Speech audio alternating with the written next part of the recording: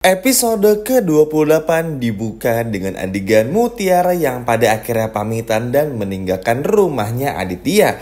Di sini Bipah pun yang melepas Mutiara begitu sedih bukan main. Cukup wajar, apalagi selama tinggal di sana Bipah sudah seperti menjadi ibu pengganti bagi Mutiara. Duh, gak kebayang ya gimana sedihnya Bipah harus ditinggal sama anak kesayangannya. Sedangkan Nunu ya udah tahu sendiri seperti apa, nggak perlu ditanya lagi. Singkat cerita, di sini pun juga Mutiara diantar sama Kenzo menggunakan mobilnya untuk pergi ke rumahnya Firman. Tadinya teman-teman Mutiara pengen naik angkot atau naik ojol aja, tapi Kenzo bersikeras ingin mengantarkan Mutiara. Alhasil ya udah, Mutiara pun setuju untuk pergi ke rumah ayah palsunya ini menggunakan mobil dari Kenzo dan diantar sama Mas Kenzo. Di sini kelihatan banget Kenzo kangen, takut kehilangan, tapi nggak bisa mengungkapkannya seperti apa. Atau lebih tepatnya, Kenzo masih malu-malu untuk bilang suka kepada Mutiara. Duh, gemes banget ya teman-teman. Kenzo, ayo dong lebih berani. Singkat cerita, pada akhirnya Kenzo berhasil mengantarkan Mutiara ke rumahnya Firman. Di sini tatapan dari Kenzo maupun juga tatapan dari Mutiara sama-sama mengisyaratkan ada suatu kerinduan. Bagaimana tidak?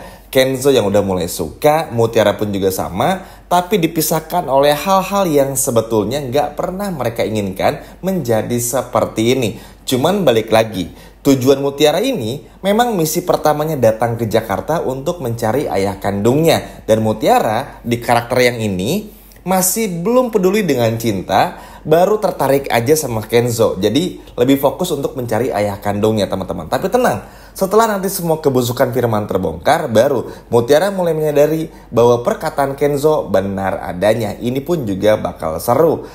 Dan adegan yang sedih pun juga terjadi. Aduh, ini cukup bikin sedih, emosional juga ketika Kenzo perlahan mengantarkan Mutiara, terus pamitan sama Mutiara, bahkan bersalaman, dan Kenzo perlahan pergi menuju mobilnya. Bahkan sebelum menuju mobil, Kenzo terus menatap mata wajah dari Mutiara karena rasa rindu dan rasa kehilangan yang begitu nyata di pandangannya Kenzo. Di sini pun pada akhirnya Mutiara mengucapkan salam perpisahan dan Kenzo pun masuk ke dalam mobil dan juga pergi. Selama di dalam mobil pun juga Kenzo penuh dengan perasaan yang carut marut, gak tahu mesti ngapain.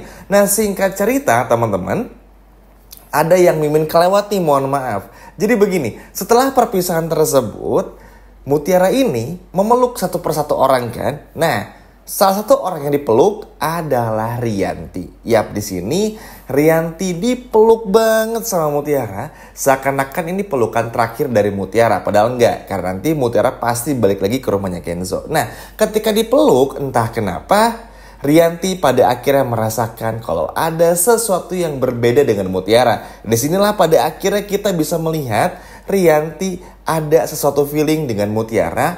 Kenapa ya perasaan ini tuh ketika harus kehilangan Mutiara, kok perasaannya sama ketika Rianti harus kehilangan Mutiara kecil atau anak perempuannya di masa lalu. Karena kan anak perempuan Rianti itu ya Mutiara ya teman-teman. Jadi seharusnya tuh anaknya Rianti sama Aditya tuh ya anak pertamanya Mutiara, anak keduanya baru Aurel. Cuma karena satu dan lain hal akhirnya semua jadi berubah. Nah, perasaan kehilangan inilah bikin Rianti jadi sedih. Kenapa ya? Setiap ingat dengan bayi kecil perempuannya di masa lalu, kok jadi ngerasain lagi nih ketika memeluk Mutiara dan membiarkan Mutiara pergi. Tadinya kan Rianti seneng teman-teman karena hore Mutiara nggak tinggal di rumah. Tapi ternyata justru ini malah membuat Rianti kehilangan Mutiara. Wah, ini sih ditunggu banget ya.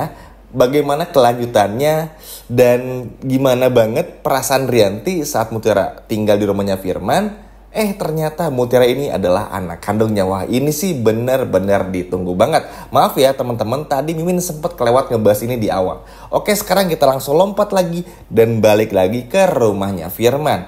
Nah, begitu sampai ke rumahnya Firman, teman-teman, langsung dikenalin. Nah, ini ya nak, kamar kamu. Di sini pun juga Mutiara tuh bener-bener excited banget karena akhirnya bisa tinggal dengan ayah kandungnya. Gak lupa seperti biasa, Mutiara mengucap syukur, bahkan seperti berbicara sama Widori, Bu, aku udah berhasil nih ketemu sama ayah kandungku. Ibu bahagia ya di sana. Padahal aduh, kalau Mutiara ngomong gini tuh sedih ya teman-teman ya. Maksudnya Mutiara kamu tuh ditipu gitu loh. Ayo dong bangkit, semangat, dan jangan sampai mau untuk ditipu lagi. Kalau kayak gini kan jatuhnya bukan malah happy ya teman-teman, tapi malah sedih kitanya. Karena Mutiara harus ditipu berulang kali oleh nenek sihir yang bernama Sandra.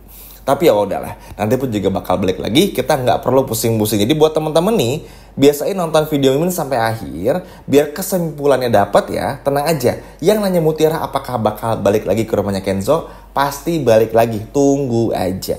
Nah berikutnya inilah yang adegan pada akhirnya membuat Mutiara curiga kepada si bapak-bapak yang satu ini bernama Firman. Nah ketika memperkenalkan kamar Mutiara, Firman secara sadar menunjukkan foto bayi Mutiara. Tentu aja foto bayi tersebut foto random teman-teman.